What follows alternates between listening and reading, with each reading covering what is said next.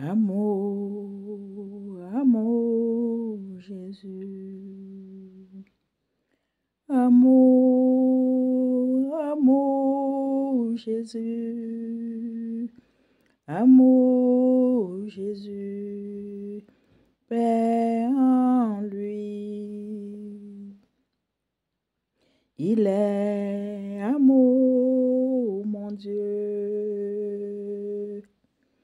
Il est amour, Jésus. Amour, Jésus. Paix en lui. Alléluia. Notre Seigneur nous donne encore ce matin la preuve de son amour pour nous. Alléluia. Il est digne d'être magnifié chaque jour. Que son nom soit glorifié au nom puissant et glorieux de Jésus. Il m'envoie ce matin vers ses enfants bien-aimés, les catholiques. Alléluia. Il vous aime tellement. Gloire soit rendue à son nom. Aujourd'hui, si tu écoutes ce message, sache que le Seigneur t'a choisi. Sache qu'il t'aime. Sache qu'il veut te délivrer. Alors je te prie d'être patient et d'écouter le message jusqu'à la fin. Même si tu n'es pas content de ce message. Alléluia. Gloire soit rendue au nom de notre Seigneur. Le Seigneur vous a mis un message spécialement dans la Bible. Je parle aux catholiques. Que Dieu vous ouvre le cœur et l'entendement pour que vous puissiez comprendre ce que notre Seigneur veut vous dire. Que vous puissiez saisir sa main de réconciliation, sa main d'amour qu'il tend vers vous. Alléluia. Mon frère, ma sœur, dispose ton cœur. Éloigne de toi le mépris, le rejet de la parole de Dieu et écoute ce message jusqu'à la fin avec humilité. Peut-être que tu n'auras plus l'occasion d'avoir un tel message.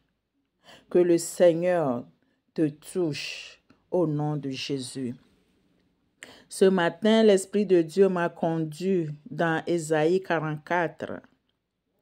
Et après l'avoir lu, l'Esprit de Dieu me demande de vous lire ce verset. Alléluia. Ésaïe 44, du verset 9 jusque vers la fin. Je lis pour la gloire du Seigneur. Ceux qui fabriquent des sculptures sacrées ne sont tous que vides, et celles qui font leur plus grand plaisir ne servent à rien. Du reste, elles en témoignent elles-mêmes. Elles ne voient rien et ne savent rien, si bien qu'ils seront couverts de honte. Alléluia.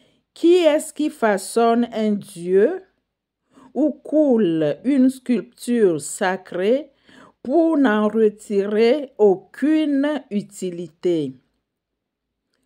Tous ses associés seront couverts de honte.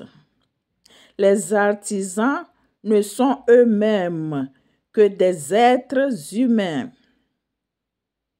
Qu'ils se rassemblent là, qu'ils se présentent tous, et tous ensemble seront tremblants et couverts de honte. Pour confectionner une hache, Le forgeron travaille avec des braises et il façonne la hache à coups de marteau. Il la travaille d'un bras vigoureux. Cependant, il suffit qu'il ait faim, et le voilà sans force, qu'il n'ait pas bu d'eau, et le voilà épuisé. Le charpentier étire le ruban à mesurer. Il fait un tracé à la craie et travaille le bois au ciseau, tout en faisant des marques au compas. Il le travaille sur le modèle d'un homme, d'un être humain dans toute sa beauté, pour qu'il soit installé dans un temple. Pour cela, il se coupe des cèdres, il se procure des chênes et de grands arbres qu'il choisit bien vigoureux dans la forêt. Il plante des pins que la pluie fait grandir. L'homme utilise ces arbres pour faire du feu. Il en prend une partie pour se chauffer. Il en brûle aussi pour faire cuire son pain. Cependant, il les utilise aussi pour se fabriquer un dieu qu'il adore.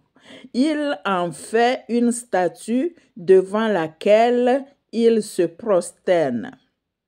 Il brûle la moitié de son bois afin de pouvoir manger de la viande, préparer un rôti et se rassasier. Il l'utilise aussi pour se chauffer et dit: « Ah, je me chauffe, je vois la flamme. » Et avec le reste, il se fait un dieu, une sculpture sacrée. Il se prosterne devant lui et l'adore.